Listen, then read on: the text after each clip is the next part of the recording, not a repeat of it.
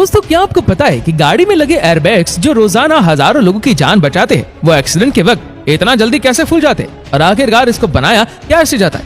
और क्या आपको पता है 9 mm बुलेट इतनी पावरफुल होती है कि वो स्टील की मोटी प्लेट में भी आर पार हॉल कर देती है। तो आखिर वो बुलेट प्रूफ ग्लास में हॉल क्यों नहीं कर पाती?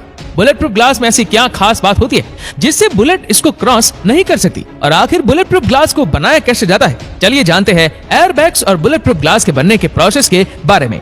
एयरबैग का सबसे पहला ख्याल 1950 में एक इंडस्ट्रियल इंजीनियर को आया था, जब वो अपनी फैमिली के साथ ट्रेवल कर रहा था और एक एक्सीडेंट का शिकार हो गया।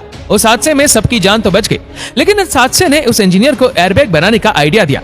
2 सालों के बाद उसने एक ऐसा एयरबैग बनाया जिसमें कंप्रेस्ड एयर के सिलेंडर की मदद से हवा भरती थी। अगले कई सालों तक इस मसले का कोई सोल्यूशन ना निकल सका, लेकिन फिर 1967 में एक अमेरिकन इंजीनियर को आइडिया आया।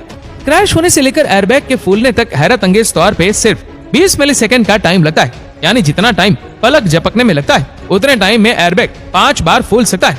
एयरबैग का मटेरियल भी काफी खास होता है, जिसको वन पीस में बनाया जाता है। दूसरे फैब्रिक्स के मुकाबले में ये मटेरियल काफी मोटा रखा जाता है। एक वक्त में 1000 नायलॉन किताबों से ये मटेरियल बनाया जाता है। अगर इस प्रोसेस में एक भी धागा टूट गया तो सेंसर फौरन मशीन को बंद कर देता है। बेशक ये मशीन बहुत फास्ट चलती है, लेकिन फिर भी ये 1 घंटे में सिर्फ 8 मीटर फैब्रिक बनाती है। एक तरफ फैब्रिक बनता रहता है और दूसरे एंड पर ये वाइंड भी होता रहता है। ये प्रोसेस कंप्लीट होने के बाद फैब्रिक को धोया जाता है। धुलने के बाद फैब्रिक गीला होता है।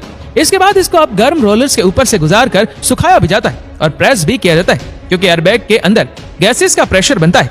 इसी वजह से इसको एयर टाइट करने के लिए इस पर सिलिकॉन की कोटिंग की जाती है। कंप्यूटराइज्ड रोलर्स फैब्रिक पे अच्छी तरह सिलिकॉन को फैला देते हैं, जिसके बाद फैब्रिक को बड़े बड़े ओवन्स में से गुजारा जाता है ताकि सिलिकॉन अच्छी तरह ड्राई हो जाए। और अब बारी आती है एक स्पेसिफिक शेप और स्पेसिफिक साइज के एयरबैग्स की कटिंग की।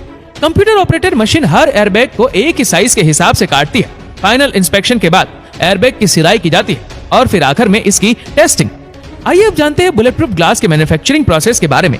सबसे पहले एक नॉर्मल ग्लास को ओवन में डालकर बैंड किया जाता है, क्योंकि बैंड ग्लास एक सीधे या स्ट्रेट ग्लास के मुकाबले में ज्यादा स्ट्रॉन्ग होता है। उसके बाद 4 बैंड ग्लास को एक दूसरे के ऊपर रखा जाता है, लेकिन उनके बीच में पीवीबी की एक शीट डाली जाती है। ये खास शीट न सिर्फ इन ग्लास को आपस में जोड़कर रखती है, बल्कि ये इन ग्लास को ठोस भी बना देती है।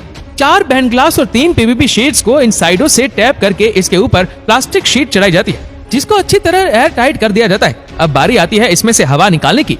एक वैक्यूम पंप की मदद से इस प्लास्टिक गैप के अंदर से सारी हवा निकाल दी जाती है और फिर इसको एक बड़े कंटेनर में डाल दिया जाता है। इस कंटेनर में हवा का दबाव हमारे एटमॉस्फेयर से 10 गुना ज्यादा होता है और इसका टेम्परेचर 278 डिग्री सेल्सियस रखा जाता है। ये गर्माइश और प्रेशर पीवीबी और ग्लास को एक दूसरे के साथ फ्यूज कर देता है।